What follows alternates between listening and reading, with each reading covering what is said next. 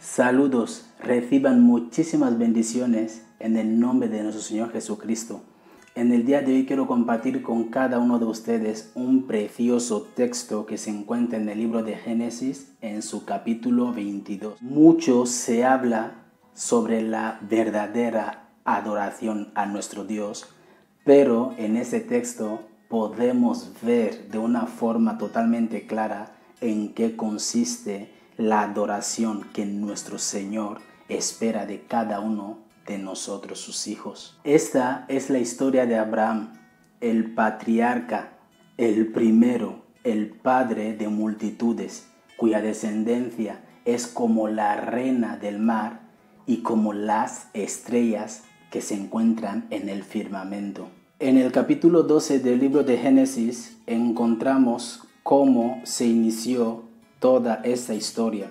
Leemos: Pero Jehová había dicho a Abraham: vete de tu tierra y de tu parentela y de la casa de tu padre a la tierra que te mostraré, y haré de ti una nación grande, y te bendeciré y engrandeceré tu nombre, y serás bendición.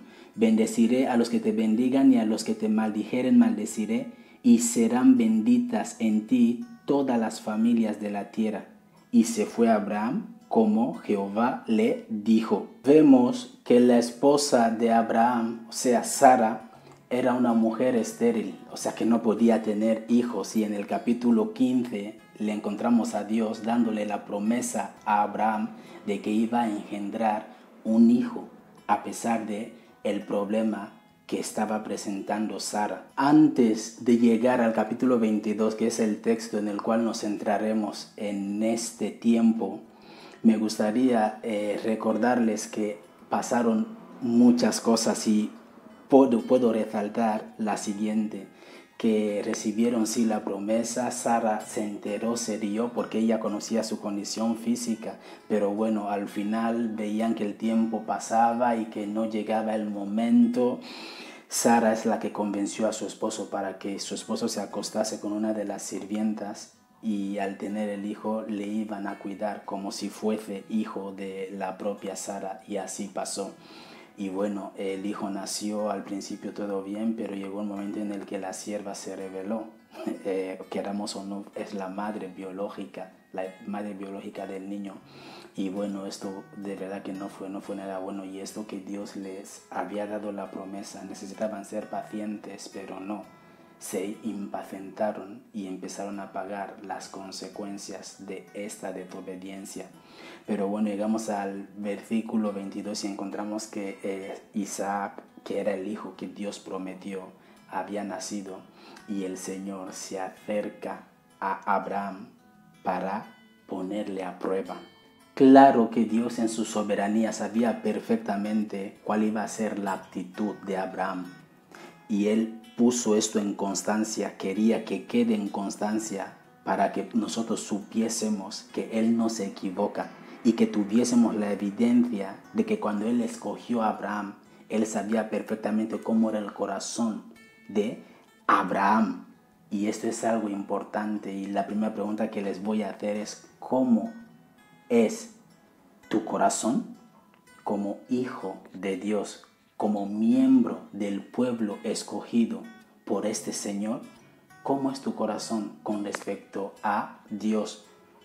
¿Cuánto estás dispuesto a hacer por este Dios? ¿Cuán obediente estás siendo a la voz y al mandato del Dios al cual dices servir? En el versículo 2 encontramos tres cosas principales. La primera es que Dios le pide a su único hijo, al hijo que le había prometido y que habían pasado tantos años para que su mujer Sara se quedase encinta y diese a luz a este hijo totalmente ansiado y esperado, en el cual se iba a cumplir parte de la promesa. Y otra de las cosas aquí que vemos en este capítulo, en versículo 2, es que nos dejan bien claro que Abraham le amaba. Lo más preciado de Abraham. Dios le pide lo siguiente: vete a tierra de Moría y ofrécelo ahí en holocausto sobre uno de los montes que yo te diré. Algunos se echarían para atrás en este momento. Claro que al principio todo bien. Oh Señor, yo te quiero servir. Oh Señor, yo te amo. Pero al escuchar esta petición le dirían que mira Señor, lo siento mucho. Hasta aquí llegó nuestra relación. Porque me parece algo descabellado, porque no tiene tanto sentido que tú me prometieses al Hijo desde hace mucho tiempo. Le hemos estado esperando. Y que ahora tú nos vengas con esto, Señor, lo siento mucho. Se te cruzaron posiblemente los cables. No me parece algo lógico. Por lo que a mi hijo no le ofreceré en holocausto como me lo estás pidiendo.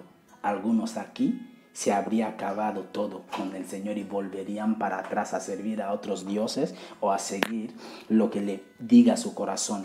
Pero le vemos a un Abraham totalmente obediente. De hecho, en el versículo 3 vemos que en la mañana se levantó para hacer todo lo que el Señor le había indicado. ¿Por qué Abraham actuó de esta manera? Simple, porque Abraham conocía a Dios. Cuán importante es que le conozcamos a este Dios que decimos nosotros servir. Cuán importante es que tengamos alguna relación. Cuán importante es que nosotros nos empapemos de su conocimiento y que durante el momento en el que nos estamos relacionando con Él vayamos aprendiendo, se vayan abriendo nuestros ojos y esto vaya haciendo que nuestra confianza en Él tenga una base y un fundamento totalmente sólido. Esto es importante. Y en el versículo 5 vemos algo aquí que me gustaría resaltar. Dice, entonces dijo Abraham a sus siervos, esperad aquí con el asno, y yo y el muchacho iremos hasta allí y adoraremos y volveremos a vosotros.